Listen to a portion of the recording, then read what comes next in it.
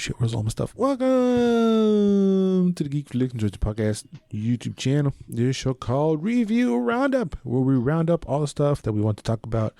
I don't know how often we're going to be dropping these, but we rounded up a few things that we wanted to review and talk about. I am your host, Eder Praz, with me, and sometimes me can be Felix.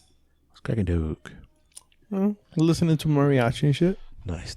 Hopefully, if I did a good job, y'all can't hear that. If I Hopefully. didn't, if you can hear it, I suck. So your boy, little giddy, man, your boy happy, your boy like excited, dog.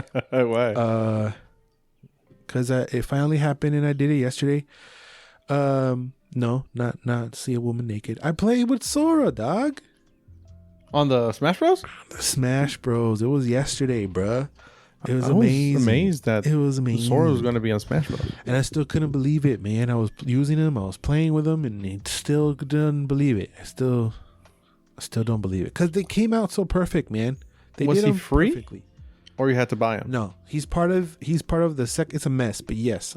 Long story short, yes, he's free. He's not Quote unquote free? Oh. No. Yes, he is not free. So no, Okay. he is not free. But he's great. He feels fantastic. He's very light. He's got like a lot of range. Like if you knock him off, he's coming back. You have to kill him. If you don't kill him and he's coming back. You know, you're very rarely gonna fall to your death with Sora. So he might be a little OP in that sense, but he jumps like Ness. He feels very light. There's so many details that I love. There's one that caught my eye when Kirby, when Kirby eats people, he turns into them and takes their power. Mm-hmm. Well, because Kirby can't wield the Keyblade, when he eats Sora, he doesn't actually have a Keyblade. He has a key, but it's from like made out of stars, of Kirby stars. Holy shit. It was just a lot of details. I was like, that's tight. I like that. I enjoyed Sora very much. And like I said, when it was revealed a week or two ago, I feel like he could be a lot of people's favorites who don't know who Sora is. Okay. Very much like we felt of Ness from the original Smash Bros. We didn't know who Ness was, but he was like, it's a little kid who like does flippy shit in the air and then shoots magic and he's psychic. That's dope. I feel like he's this generation's Ness who don't know who Sora is. If you don't know who Sora is, he's great. I loved him very much. They did a very good job. Kind of sad that that's it. No more monos, no more guys. You wanted more? Well, yeah. No. How many are there? Like 100,000? No, there's like 80 something. No, I'm saying That's too many. I know, but I'm bummed that that's it for life, allegedly. That's what I meant. Well, there's going to be another Smash Brothers on the new console, so No, don't hold your breath. No, that's it. They said that's it. No more, never, never. No more Smash Brothers? Allegedly. Oh, wow. Well, every time Sakurai makes a fucking Smash Bros, he dies a little. So it's like, I'm done. Since the one for the Wii Brawl, he said that was going to be the last one. So we can't trust this fool. But whatever they do is great. What's this one's name? Ultimate. Okay. Yeah. Very, very good. Very, very nice.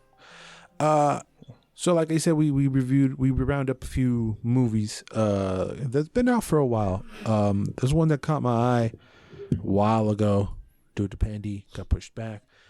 But we'll check it out. We checked it out. It's M. Night Shyamalan's Old. Mm-hmm. So a vacation family discovers that the secluded beach where they're relaxing for a few hours is somehow causing them to age rapidly, reducing their entire lives into a single day. This one's it's a weird one. Are you an M. Night Shyamalan fan? I'm gonna say yes. Have you seen this? No. Are you going to? No. So then you're not. I'm a fan of some of his films. I'm a fan of some of his films, but not of the guy. And because I'm not gonna see this one because it got spoiled. So, I mean,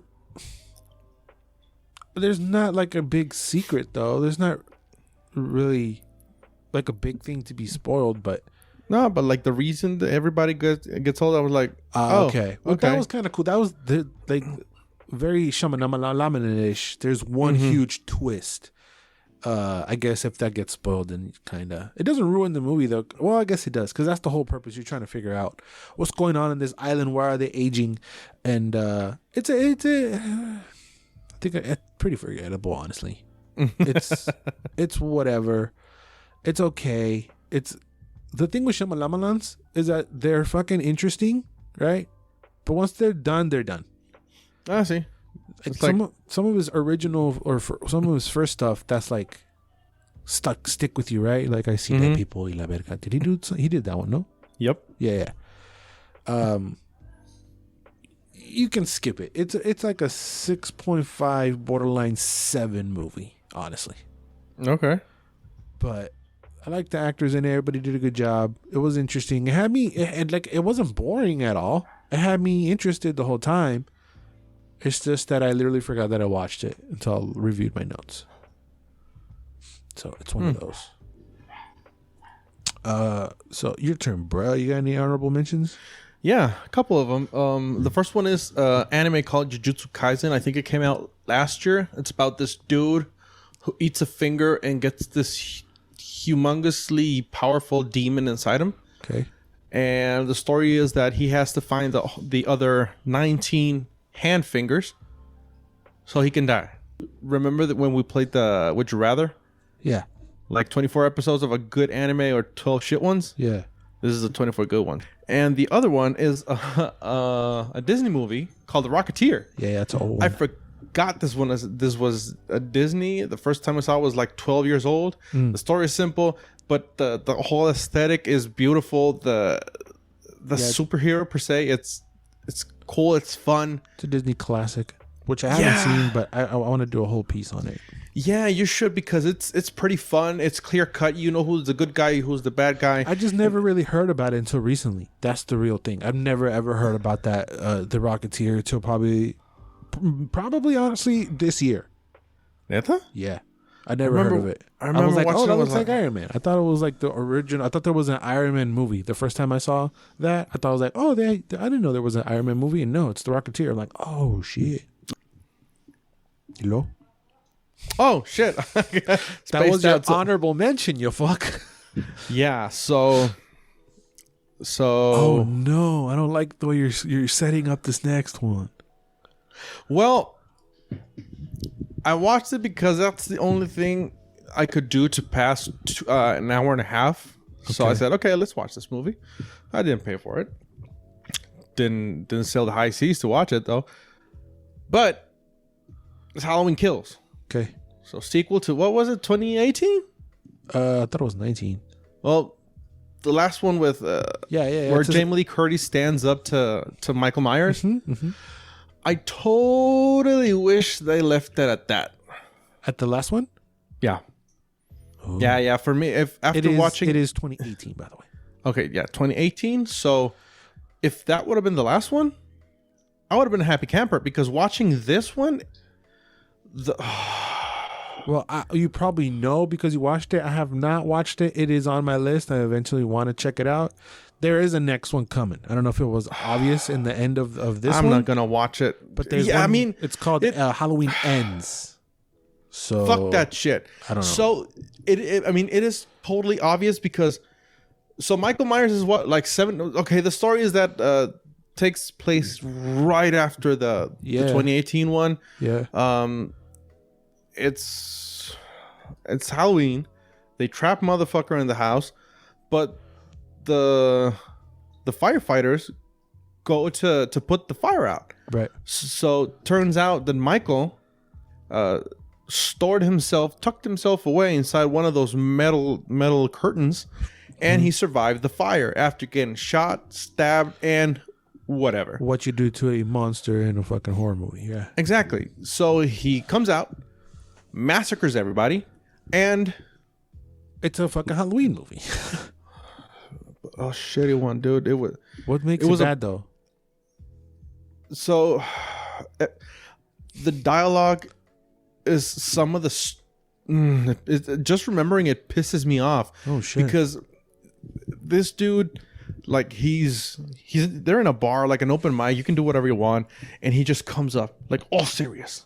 and tells a story about how he survived an encounter with Michael Myers, and if he comes again, so it sounds cheesy as fuck. Evil dies tonight. And then a lot of stuff happens. Mob mentality at its finest. There's people chanting, "Evil dies tonight. Evil dies tonight." Sounds cheesy as fuck, dog. But it's the worst kind of cheese. Bad so that's cheese. why see wait, like toe cheese, dick cheese, ass cheese, all that cheese. Ugh. It pissed me off. And by the end, Simon, I was angry. The only thing that kept me sane was that I went to eat with my girl after and kind of vented all this shit off because goddamn, I was pissed off. All right, bro. All right, enough. And the Halloween ends. I'm not gonna watch that one. You're gonna take the bullet on that one. No, don't watch this movie.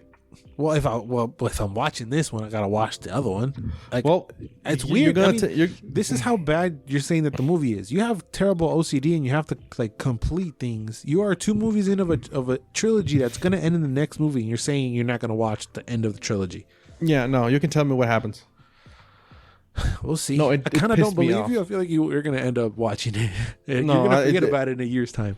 It pissed me off. Because I remember the first one being that terrible. It was all right. It was all right. It was all right. It was good. It wasn't that cheesy. It was actiony. And like the main, like Laurie Strode and her family felt like they were in danger. But then they overcame Michael and quote unquote killed him. But in this one, oh my God. I guess. Well, we'll see. What do you rate it? Oh, I'm gonna give it a 4. Damn. Okay. All right. It's not even mediocre. It's bad. Weirdly enough, you haven't deterred me from watching. I might watch it, and I'm gonna force Bubbles to watch it with me because like that makes it fun. You know? You can do whatever you want, dude. We're gonna make a party out of it, but we'll see. Damn, that bad, huh? Yeah. Shit. For me, yes. And it did. I remember reading something that did good in the box office. Like it was number 1 and made 50 million. Y la verga. So who knows? Well, no. I'm gonna check it out. You're not deterring me from it, but I'm gonna check it out to see if we agree or disagree. We'll see. You do you. Me do me. So what you watch next? So because I did me, I watched 8 seasons of a series to prepare myself for this next movie, Brad. Oh, okay. All right. So I've been pre-gaming for this motherfucker probably since June, right? Damn. And that is the Many Saints of Newark. Mm-hmm. So this is the story that reveals the humanity behind Tony's struggle and the influence of his family, especially his uncle. Struggle? Tony's struggle. And the influence of his family, especially his uncle, Dickie Moltisanti. He had him becoming the most iconic mob boss of all time. So they're claiming it's the making of Tony Soprano. No, it's not. A lot of people are saying that it's good, but the people that are saying it that I heard that it was good have ties to people who are in the movie. You know? Oh, okay. So AKA fucking Joey Diaz's friends are like, it's really good. Joey Diaz is in it and he's great. He fits this world perfectly. Mm-hmm. But as a brand new shiny fan of The Sopranos, I'm balls deep in The Sopranos now. I love The Sopranos. I did like I said, I watched the whole 8 seasons. I did a deep dive on this channel. Go check that out to see what I thought about it. I think it's one of the greatest shows of all time. Everything you've ever heard about it is not hype, is real. But this movie, like, you definitely need to have certain knowledge of the show to appreciate the movie at all. So you can't watch the movie and then watch the show? You can, but you're going to miss a lot of things. It's not the preferred way to do it? No. Like, the whole movie is kind of fanfare-ish. Okay. But the main story revolves around Dickie Moltisanti, who is Tony's uncle. Right? Who plays that character? I don't remember the guy, but he did a good job. Is it this guy? I don't know. I mean, Leslie Odom plays. He's like the musical guy from Hamilton. He's a black guy. He plays like his lackey that eventually spins off and starts his own gang. And there's a war between like the black mob, and then the Italian mob. Alessandro Nivola plays Dicky Moltisanti. I don't remember seeing him in a lot of things, but he did a good job. He was really, really good. The story barely revolves around Tony. Like, Tony is a super duper mega super background character who doesn't really matter and doesn't influence the story whatsoever. If you take him out, nothing changes at all. Ray Liotta is in there, and he plays Dicky Moltisanti's or fucking Tony's grandpa. Okay. Who has a twin, so he plays two characters. It gets weird. Michael Gandolfini did great as his father, as Tony Soprano. He was great. He did a good. He got like his mannerisms to the T, right? Like, if I didn't know already, I would have been like, damn, like he studied this fool every day of his life, you know. I kind of did, quite literally. But yeah, it helps seeing the series, and if you did, you can easily connect the dots and remember shit from the show, because that's how good the show is. You're like, I remember that from the show. I know what you're trying to tell me, movie. And then, but it's littered throughout the whole movie. Oh, this character, remember this character? This is what happened to him, and this character, this is where he came from. And it's just kind of a mess for me. I wasn't a fan of it. I didn't like it. I thought it was a mess, and they made it racial. They didn't make it racial, but it was around a racial thing that was mentioned in the show. It's hard to explain it if you don't know what I'm talking about. I was kind of expecting way more. I do want to shout out this gorgeous actress, bruh. She was breathtaking. Is this Gabriela her? Piazza? Yeah, no. She's hot. She's cute, but that's not the one I'm talking about. She plays Ray Liotta's girlfriend from Italy. Fuck. Michele De Rossi? Maybe. Yeah. Giuseppina Moltisanti. Yeah. She's fine. She was Neta? yeah. I was like, God damn, like, yeah, she was nice. God damn. She was really nice. But yeah, this movie kind of was like a wet fart a little bit to me. I'm way too familiar with those. Yeah. She was my MVP. Michele De Rossi. Así te la pongo. Oh, that's sad. But if you're a fan, I feel you have to watch it. But you can definitely skip. You were skipping it anyway, but you should definitely skip it. Yeah, I feel like I want to watch The Sopranos, but I'm way into some weird shit right now, so that kind of takes like a back seat on right now. Yeah, I don't know how much of a mob guy you are. Not that much. You can skip the whole thing because this is a lot, bro. Anyway, you know what you should get into before? What If? This is the Marvel Studios What If, where you explore pivotal moments from the Marvel Cinematic Universe and turning them on their head, leading the audience into uncharted territory. It's an anthology where each character takes a different scenario and switches it all up. And you don't know what's going to happen because they have that freedom of just like, fuck it. The very first episode, you haven't seen a single episode? I watched the first one, the Captain Carter. I felt like that was the wackest one. Oh shit, neta? Yeah, I didn't like that one. I was like, man, it just made me imagine Peggy Carter like in real life, and I was like, oh my god. Yeah, that's the only thing I could say was her. Yeah. Squish me, please. Yeah. As a cartoon, she was very attractive. Yeah. But I feel like the cartoon model, like they're off from the actors that portray them, off by like 20%, and it's distracting. I think more because he said it looked fucking weird. But some of them looks just like them. Like Cumberbatch looks pretty fucking close. Oh, neta? Well, yeah, he has a pretty distinctive face, so you can't. Also Thor, but then Peter Parker looks nothing like Tom Holland. And then Paul Rudd don't look like him. And then Evangeline Lilly was probably the worst one. You can't.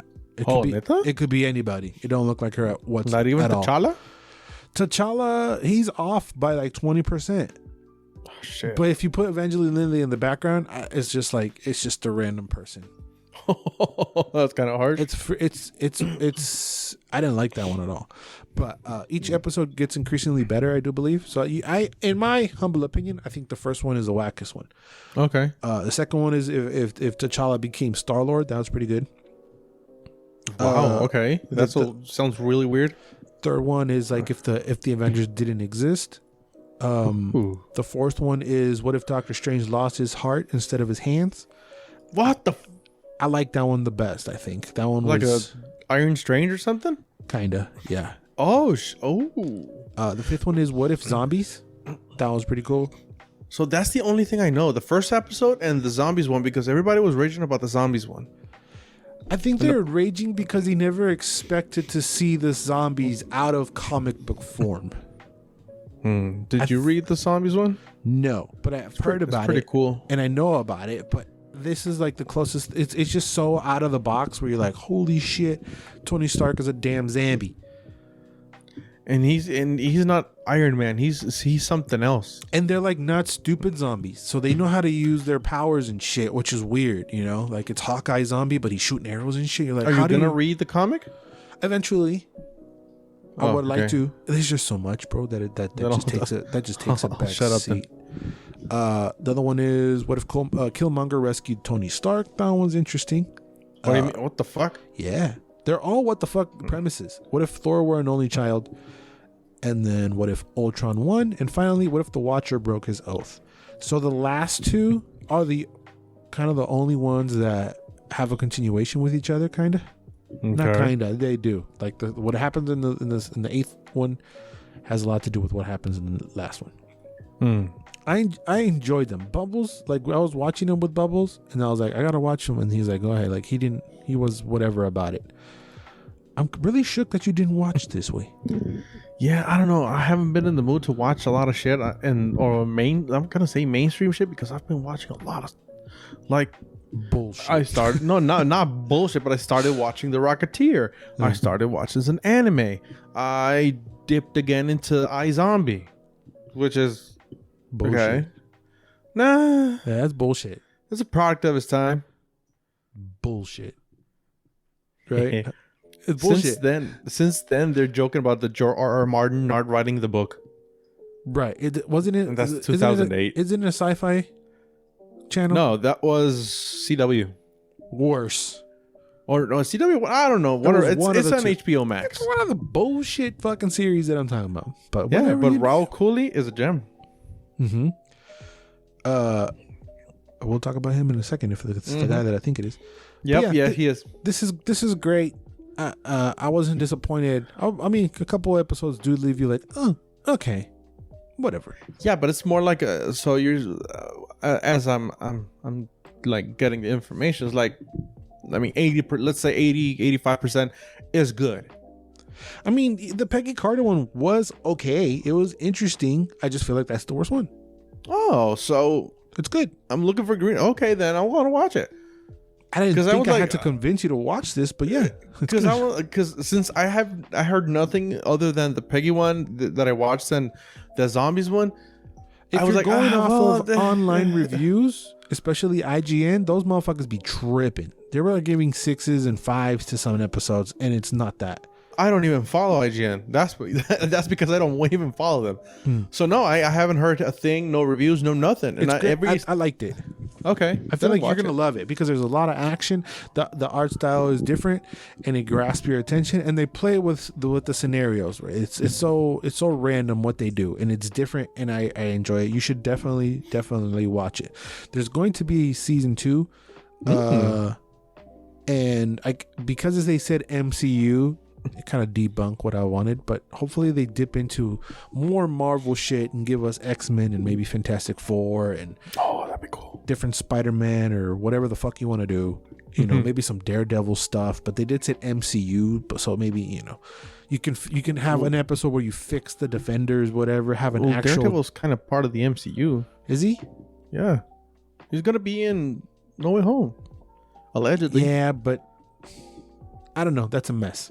But well, then hopefully that happens where we dip it into, get away from the Avengers is what I'm trying to say. Bring in more Marvel characters, the X-Men, Fantastic Four, even Shang-Chi. You want to do some Shang-Chi stuff? That'd be cool. Maybe Shang-Chi and Iron Fist get together and fight some stuff or whatever the fuck. Like, you can play and do whatever the fuck you do. Right? I just want them to go crazier, more characters. Elektra, Jessica Jones, and whatever the fuck you want to do. Anything else, X-Men. Play with what you got. And it's gonna be great. I enjoyed it, and I think it's good, and I 100% recommend. So you mentioned this guy, Raul Cooley. Is he like a nerd or something? Yes. Well, the reason why we're bringing him up is because he is in a Netflix series called Midnight Mass. It's about an isolated island community that experiences miraculous events and frightening omens after the arrival of a charismatic, mysterious young priest. I remember watching this trailer, didn't think anything of it, and then, like I said, I was following IGN, and IGN scored this series a 9, as well as GameSpot, I think it was, also rated really high. I wasn't interested. You asked me to take the bullet. No. No, you asked me. I said, do you want to take the bullet? Right. I said, this looks like some bullshit you were like, check it out. And then you watched it and you said it was pretty good. And I heard more rumblings about it and I checked it out. So what do you thought about Midnight Mass? I loved it. It's a 10. Okay. I see, straight up. Okay. It's the character. I love the characters.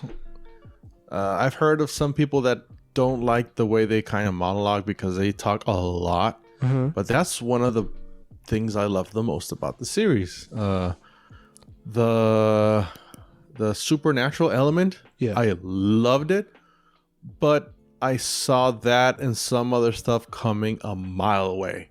Right. It was really predictable. And I was like, okay.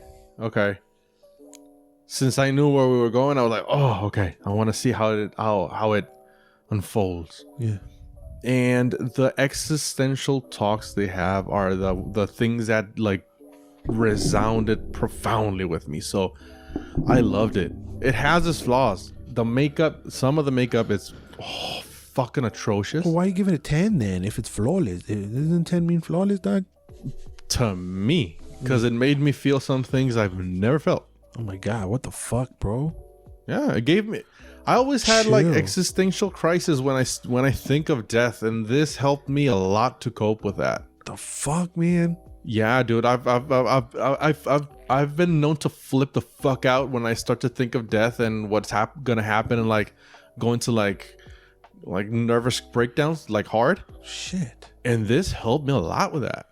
Okay. I even spoke with my psychologist, and he was like, "Oh, it's strange that a TV series helped you with this, but if it helped, it helped. Fuck it." It's not strange. It's very, very normal because it's something you're watching, and it very easily can say some words that fit specifically for what you're going through. Well, they did. That's why I gave it a 10. Well, I didn't like it. I knew. I kind of knew it. But you know why? You know why I think it is? It's why? Behind the same people who are behind the house series. Do you know that?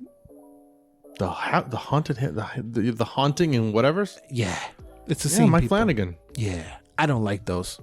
I did not like those. Have you ever seen any Mike Flanagan movies? I don't. Not off the top. Did you watch Hush? What is that? The fucking Oculus? No.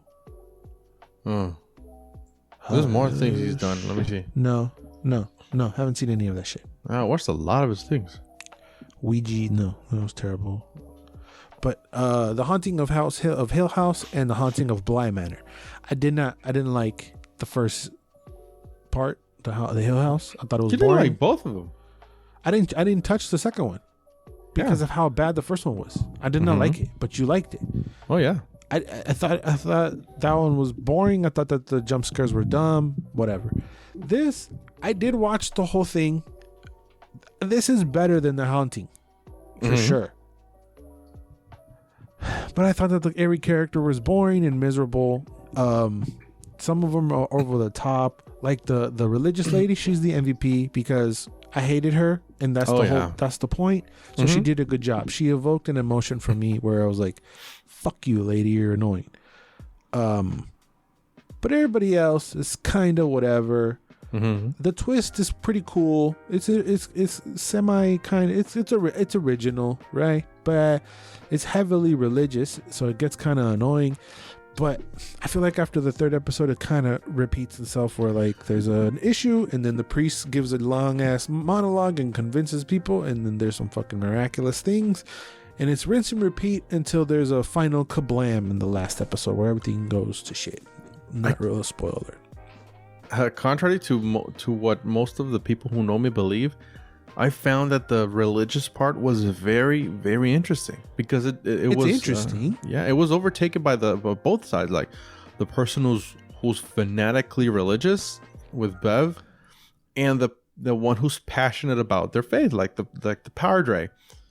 And it was interesting. And since I grew up going to church every fucking Sunday, it hit home. It's interesting. But it didn't piss me off the way normal mass pisses me off. Oh, well, a lot has to do with the father and the delivery. Like, you're watching a show, but thought it was okay. But I did decide I'm not watching any more Flanagan series. Like, if there was a second two, I wouldn't watch it. I didn't think it was that amazing, and I'm the odd one out. Mm-hmm. Everybody else that I've heard are saying that it's great. So lean towards Felix and give it a shot to see if you like it. I did not, but I have a problem with the way Mike Flanagan presents stuff. I don't like it. You know, never listen to me. Never. No. Yeah, because I'm the odd one out. Like, everybody else who's reviewing it saying this is great. Like with Cats. I'm the odd one out there too. Proudly, I would watch Cats. I would watch 8 hours of Cats over Midnight Mass again. Oh no, fuck me. Piss on my face. Mejor, güey, no mames. IMDb scored it basically an 8. So I'm the odd one out. I would score like a 7. And homie gave it a 10. They fucking gave him existential crisis and shit. I don't think it was that deep. Again, it could be that his upbringing, maybe because you grew up so religious that you see like a flip side kind of. I don't know. It could be more to it, but I just don't like the way they shoot things. There's something is off between the way Mike Flanagan presents stuff and what I like, that I did not know. Like, it took me 3 episodes to be like, isn't that the lady from the Hill House shit? No, like, it took me a minute. I was like, no. Because she's so pretty, she's so beautiful and distracting. That's her wife. That's his wife? Yeah. Kudos. What's her name? Is it Kate? I don't know. Kate Siegel? Kate Siegel, yeah. Yeah, she's pretty. I just kept looking at her like if they were to do a Control movie, I would want her to play the lady from Control. That'd be interesting. Oh, she's in Hush too. So she's in everything he does then? Almost. All right, Tim Burton. She's very pretty. And I was like staring at her face the whole time, and I'm like, hey, isn't that the lady from the... And I put the pieces together way late, and I'm like, no wonder this isn't hitting with me. So it just didn't hit with me personally. Again, it's not bad, not terrible, but it's not no 9, it's not no fucking 10. It's more like a 7. It's all right. Okay. But yeah, is everybody else also like is the military or the alcoholic guy? Is he from the other shows too? Is it like a American Horror Story where he like recycles people? I mean, sometimes. Oh, we never spoke about Raul Colley, the sheriff. What about him? You did. I thought he did a really good fucking job. That was for me. That was the MVP. I mean, he was a sheriff. I mean, he was okay. I feel like you have way more attachment to stuff because he was just whatever. I loved him the most because he was like the outcast of the whole island. It sounds like you've been following him for a while, and then you're like, "That's my whole Flanagan shit." Huh? I've been following Flanagan shit. That's why I'm a fan. No, I'm saying Raul. También. That's why, like you're a fan of Raul. To me, he was like, yeah, it's a sheriff. He's all right. The best performance was the religious lady, for me.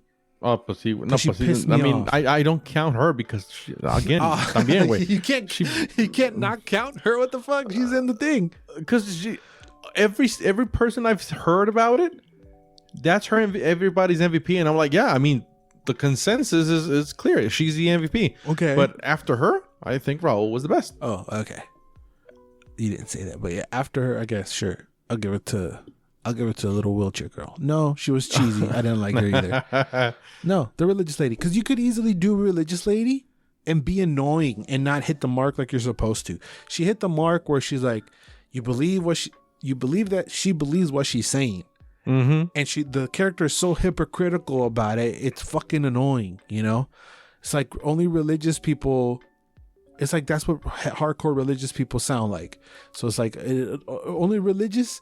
It only works for me when I want it to, kind of bullshit, right? That's why when the interaction between her and the mom towards the end, I love that. Oh, see when the mom put her in her place, that was the best part. That was a payoff for me of the whole series. Like, yeah, that's what I wanted. But it's okay. Check it out if you want to. If it was in your list, I say don't put it on. Felix says do whatever the fuck you want. Midnight Mass. Let's move on. We got a couple more to push through. The second to last, was Venom. You know, Venom Dose. You know, that little movie that's been trying to come out for like 4 years now. Mm-hmm. Let There Be Carnage. That one. Yep. So Eddie Brock attempts to reignite his career by interviewing serial killer Cletus Cassidy, who becomes the host of the symbiote Carnage and escapes prison after a failed execution. I hate long descriptions because my eyes start to go bubbles and I see double. That's why I start really good, and then after the first comma, everything goes double. Damn. Dyslexia or stupidity? I don't know. Venom, Let There Be Carnage. What you thought about that one? Nah. Meh. Nah. Really? Meh. Damn. Hard meh. I mean, I don't disagree. One of the things that pissed me off is like Carnage and Cassidy are supposed to be one because they're both really crazy and insane, but they weren't. They were two separate things. Yeah, I was like, dude, what the fuck? I didn't like how he looked either. Nah. I wanted him to be grosser. I wanted to be slimier. I want him to be like dripping. Yeah, no, the Carnage design, I was like, I thought it was gonna be cool when I saw the trailer, but no. Because does he have all those tentacles? No, right? Like in the comics and the series and whatever, he's like mini tentacles, like kind of dripping out, like they're like kind of worms trying to tendrils trying to touch shit. But it's the way it was acting like Doc Ock. Bien cabron, and I was like, no, wait, that's not you. No, that's not you. That's a guy with glasses. That's not you. Hello, Peter. Yeah. No. I wasn't a fan of the thing. No. Woody was okay. No. What? No. You didn't like Woody? Woody's Seaway. Yeah. I'm saying Woody was okay. Oh, I thought I heard you say, but he was okay. I was like, what the fuck? No. Woody Harrelson was okay. Yeah, he was fun. I had fun with him. I liked because right before I saw this was Bubbles, he had not seen the first one, so I rewatched the first one with him. Mm-hmm. And they're both okay movies. Yeah.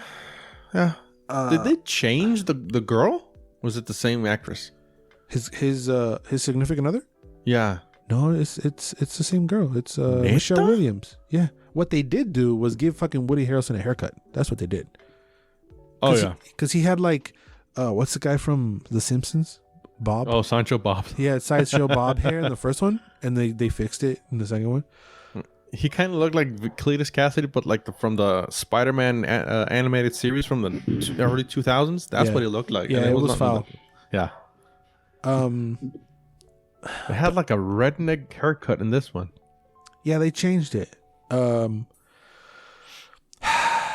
Like the best part is the post-credit scene. So if you don't have any fucking interest in watching it, just Google the post-credit scene, honestly. Yeah. That's by far the best part. And we might touch upon it and give you guys a spoiler alert. I don't know if we are or not. Sure. Because I have some questions on that too. Mm-hmm. Maybe you can answer. But as far as the movie goes, it has like same with the first one. It could be that it's not part of the MCU and Disney doesn't have a handle on it. So maybe we're just so accustomed to the Disney formula that anything non-Disney Marvel superhero that's Marvel has like an early 2000s stank to it. You know what I mean? This looks like the first X-Men movies kinda.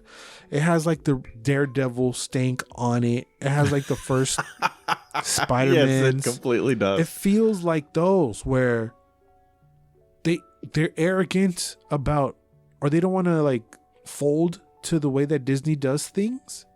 That you should just copy what they're doing. And I say Disney, but I mean ever since they bought Marvel. Just completely do your own thing. I'm saying with the story beats. Oh, okay. Or how you construct the story and how the way you presented to it. Because the problem that I had with the first one, like I said, I recently watched it, right? I watched them literally basically back to back. Problem with the first one is Venom doesn't come in until like halfway through the story. I see. It takes them a long time to get to Venom. And here, they're Venom, they're chilling. But then there's a kind of low-key spoiler. Then they split. Right? That pissed me off. And then they're gonna come back together to fight Carnage.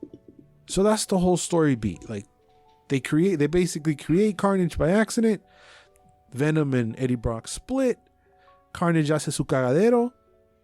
Eddie Brock and Venom come back together. There's a battle. Y tan tan. You feel me? I wish there was a little bit more heart to it. I wish there was a little bit more. It's just missing some of that magic that Disney puts in their Marvel movies. I say Disney just to make that comparison. But it really feels like an early 2000s movie. And oddly enough, I think this is better than the first one. I don't know. I don't have a clear wiener. Not by wiener. You don't have a clear wiener, bro? What the fuck you got then? Not by sausage. Much. It's not better by much, but I think it is better. Well, yeah, because I mean, yeah, I get it. Because Woody Harrelson really helps it a lot. And like I said, the worst part of the first one is that it takes them to be Venom a long time. Yeah. You know where they're going. They're going to be Venom. And it's like, there's a fucking symbiote alien shit and the guy, and he's so evil, y la verga, and it's like, okay, and then it breaks loose, and then he goes this, and then it becomes a dog, and then this one's, so it takes a long time, halfway through the movie. So this one's like, you're already Venom, this is the problem, boom, boom, boom, boom, boom. No, you're already the Venom, and now you're not. No, you're not. Oh, come on, I like the what's her name? Siren? It's not Siren. What's her name? She was good too. Banshee. Yeah, she was cool. Oh yeah, she wasn't she Tia Dalma on the Shriek. Yeah, Banshee's from Pirates. She was weird. I liked it, but she kind of plays the same character. Oh yeah, it's kind of the same weird, freaky lady that screams. So it's all right. I guess spoiler alert for Venom: Let There Be Carnage. We're going to touch upon the best part of the movie, which is technically not the movie. It's the post-credit scene. Yeah. I'm just going to talk as if y'all know what the fuck I'm talking about. So hopefully not too spoileries. I was kind of confused. Okay. As to what exactly happened. I'm asking you. What the fuck happened? Like, is that the strange thing pulling him into their universe?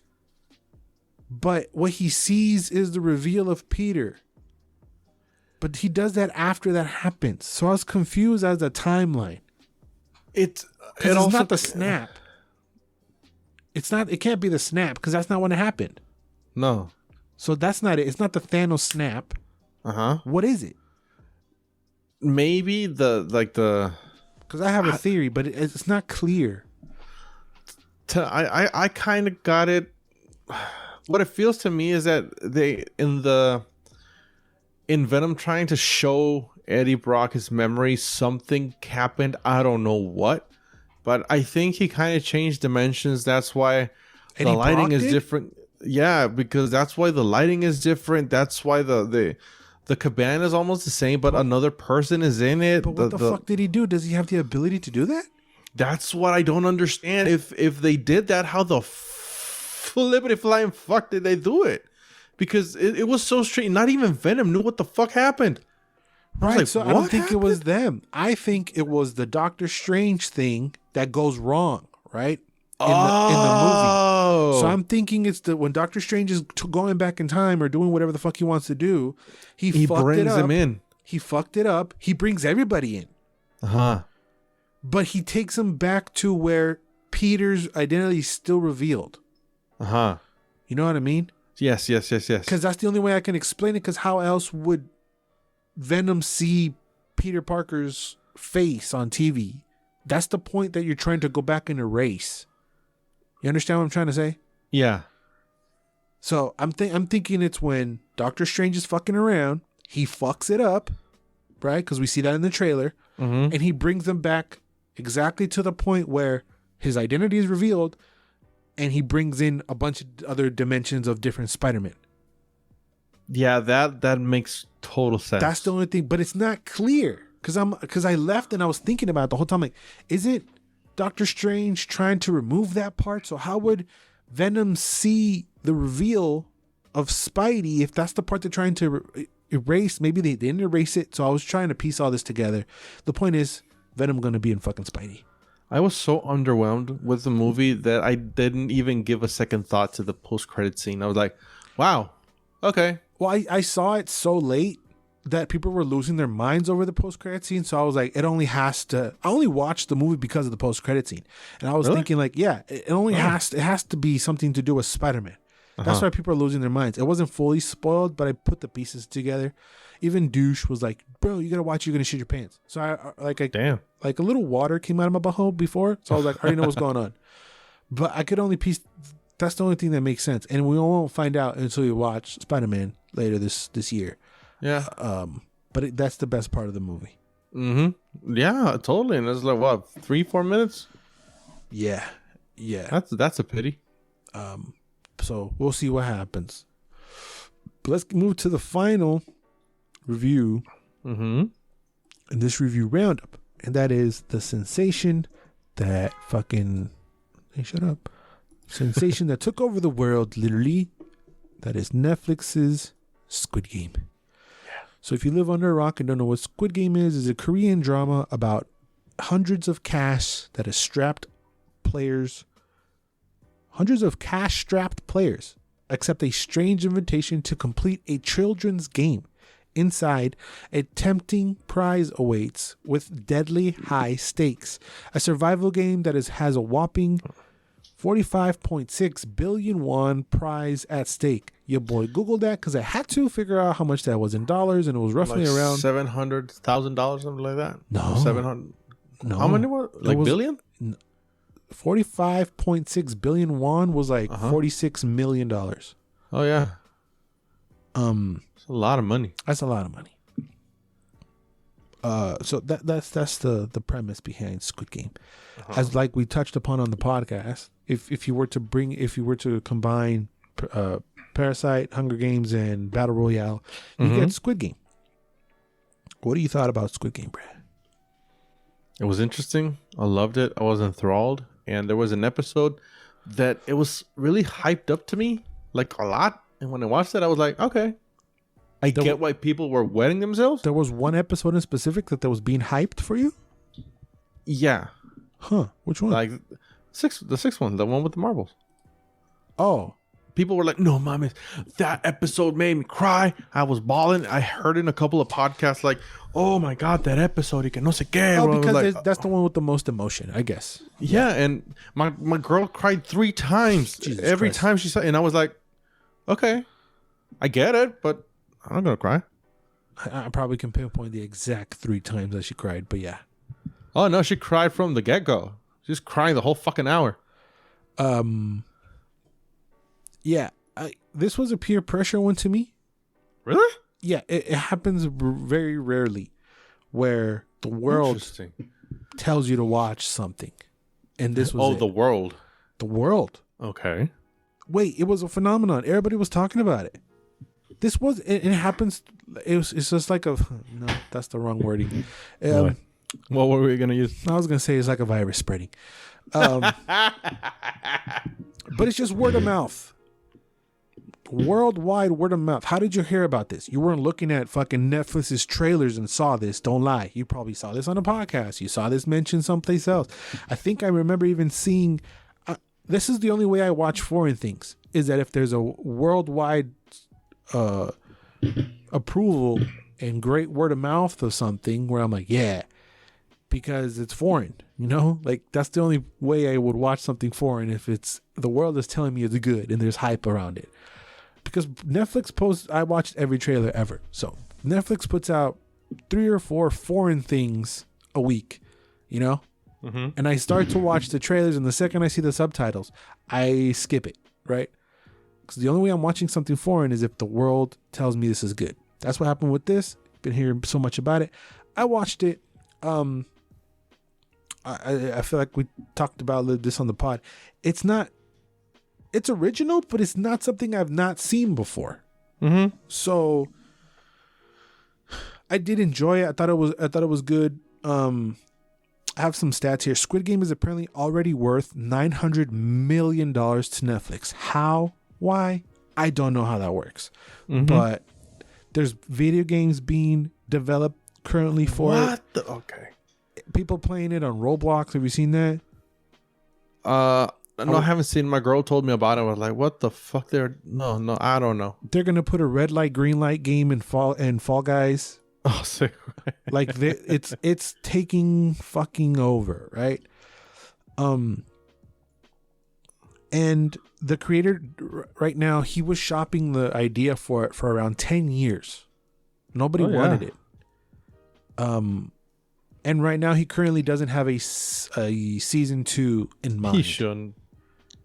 They kind of left it open though. But no. I agree with Bubbles. If there were to be a season 2, I want a story of somebody else with different games. I wouldn't want to follow that guy's story. I don't want any more seasons. For me, it was like cut and dry. Really? Which kind of pissed me off. But the whole season, it's cool. It's good. But that last moment was like, fuck you. Oh, okay. That's fair. I do agree with Bubbles as well. The second season, you can take that whole you can take that the second season. The second episode, you could take that whole part out. I feel like that was a waste of a whole hour. I didn't like that one at all. The second episode? Yeah. The fuck happened in the second episode? When they go back out. See, no, that's no. That's I understand it. Mm-hmm. And even breaking it down to Bubbles, I convinced myself because I had agreed with him. But I was explaining to him that episode is kind of needed to establish a mob mentality between the players moving forward. Yeah, I mean, you can take it's character development. Take it out. Yeah, it helps for character development. But if you look back, I don't feel like you really need it. Yeah. But it's okay. They're 9 episodes. They're around an hour each. And this sparked a lot of debate, and it happens every time with a foreign film. Subs or dubs? How did you choose to watch this? Because of how I've been doing stuff these past couple of weeks, I watched it dubbed. Yeah, me too. In Spanish. Ew. I like the Spanish dubbed even better than the English one. The English one kind of pissed me off because of the accent of the old guy. You told me, and I saw it, and I was like, "Fuck you." You can't be pissed after I pointed out. Don't cheat. No, because I didn't think it was that like yeah, it's bad, thick. You know, like oh no, no, it's bad. It's bad. No, it's bad. I don't think it's good. The oh no, I mean either of them. No, hell no. But I didn't want to read really. You know, I didn't mind. I mean, I don't mind. I never mind reading. Me neither. But you have to be in the mood for it. Yeah, actually, there's a series called Vincenzo that I stopped watching because I had to sit down, pay attention to it, read the things, but they just came out with the Spanish the dubs, and I was like, okay, I'm finishing this shit because I have a lot of things to do, and I want to hear/watch something while I do it. Never in the life I don't like Spanish shit. I don't. And I think I figured out the reason why. It's because racist. No, well, that might be 10% of it. But the other percent is growing up, because I grew up here, all the English stuff is foreign, and that's what I liked. Mm-hmm. You feel me? So, totally. So it was like a treat to find it in English. Because in certain moments, I had no choice but to...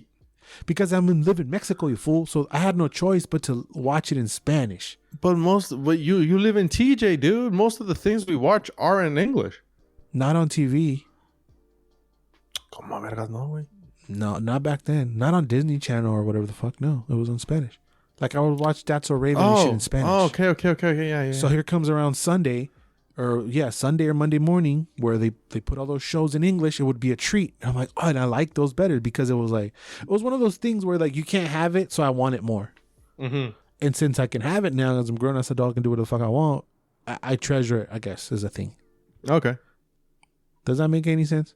So it does, I'm like, actually. oh no, Mexico. No, I don't like the fucking whatever. If the show's in Mexico, I won't put the fucking dubs in English. I'll watch it in Spanish or whatever, fucking Narcos or whatever. Fuck. Like a native language. Yeah. And if it's an American show and they speak Spanish in it, I dog that shit too. If it's not proper Spanish, right? Dude, the English spoken here, goddamn. Where? The acting was bad. Where? In Squid Game. Oh, the acting? Yeah, those. Oh, the voice acting. Or the no, actors. not the voice. No, the actors. The like the VIPs. Oh, those also pissed me off. I was like, dude, come on. I did think that the main actor, he was cheesy as all hell, but I feel like if it had the Korean, whatever the fuck you want to call it, language on, it goes together. I feel like those kind of expressions, that's how they talk over there. Oh, no. I know. No, I'm talking about the VIPs. I know, but that combined with any kind of dub, it comes off as cheesy a little bit. It's not cheesy. It sucks. It's bad. Right. But if we were watching the Korean way, I think we wouldn't be so harsh on it, is what I'm trying to say. But yeah, the VIPs were absolutely terrible. Yeah. They looked like they had dubs and they didn't. Yep. That's how terrible they were acting. Yes. But does it deserve all this attention? Yeah. It's a good watch. If it wasn't on your radar, check it out. It's interesting. There's a cop story that I wasn't a fan of. I didn't care what happens, and eventually nothing happens, and that part was whatever. So some of it does get dragged out for no apparent reason, but it's a good watch. If you're one of the few who haven't watched it, I say believe the hype and jump on the train and give it a chance for yourself. You probably won't disappoint it. I would give it like an 8. I'm giving it an 8, a solid 8. Yeah. It's a good watch. That's what we've been watching this week. If you have any opinions or comments on whatever we've been watching, please feel free to leave a comment down below. If you like this kind of videos, please drop a like down there and subscribe to the channel for more videos like this.